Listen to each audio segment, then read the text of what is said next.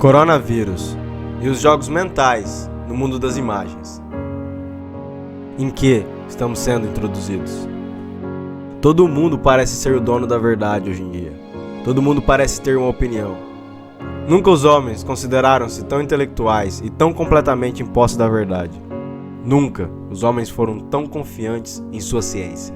A ironia disso tudo é que a ciência falhou. Suas verdades não têm absolutos. E tudo é relevante.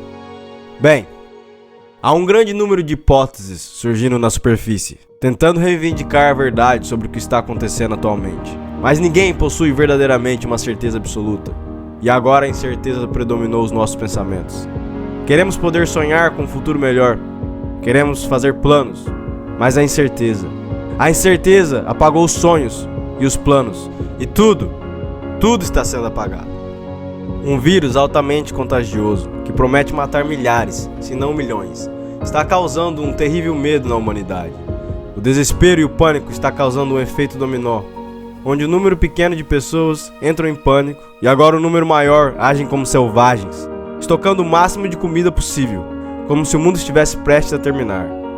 No entanto, falhamos em lembrar que aqueles que realmente precisam são aqueles que não conseguem chegar ao supermercado. Mas continuamos sendo egoístas e temos a audácia de dizer: são apenas os idosos que estão morrendo. E embora tenhamos fatos e números ao nosso redor, exageramos, adoramos exagerar. Deixamos os necessitados sem suplementos. Sim, primeiro queremos encher nossas barrigas de ganância, depois pensamos nos que necessitam. O que aconteceu? O que está acontecendo?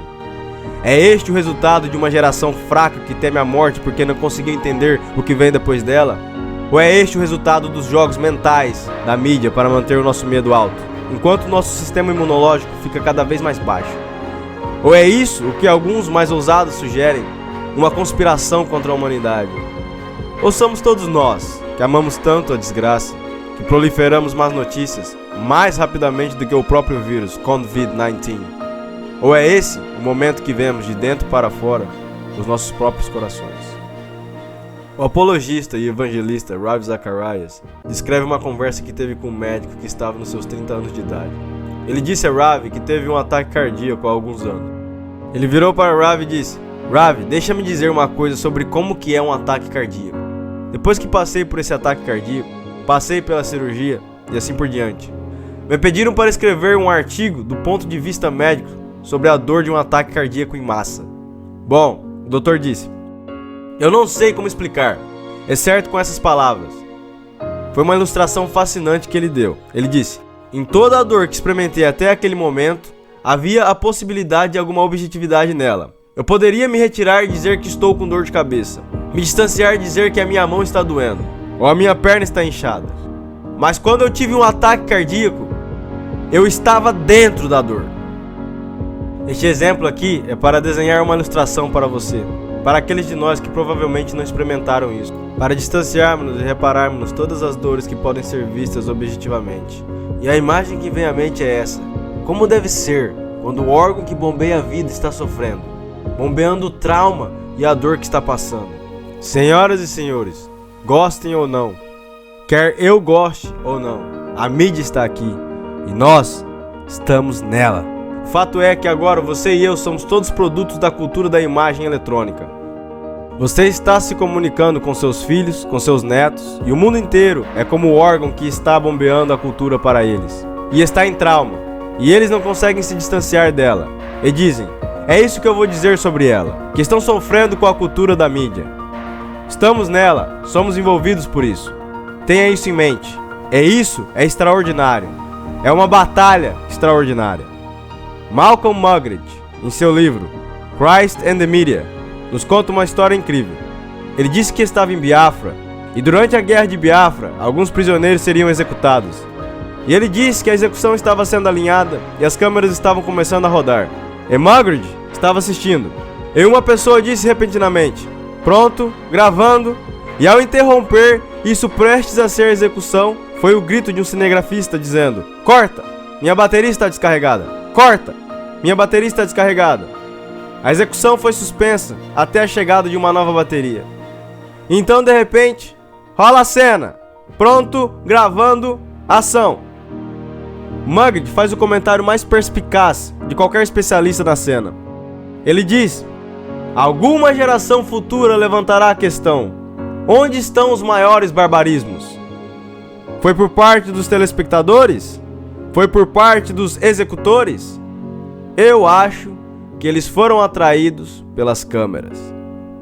Agora, não é o que a câmera está retratando, mas está travada em um determinado modo que, se não for entendido, distorcerá completamente a realidade e mudará drasticamente o nosso apetite.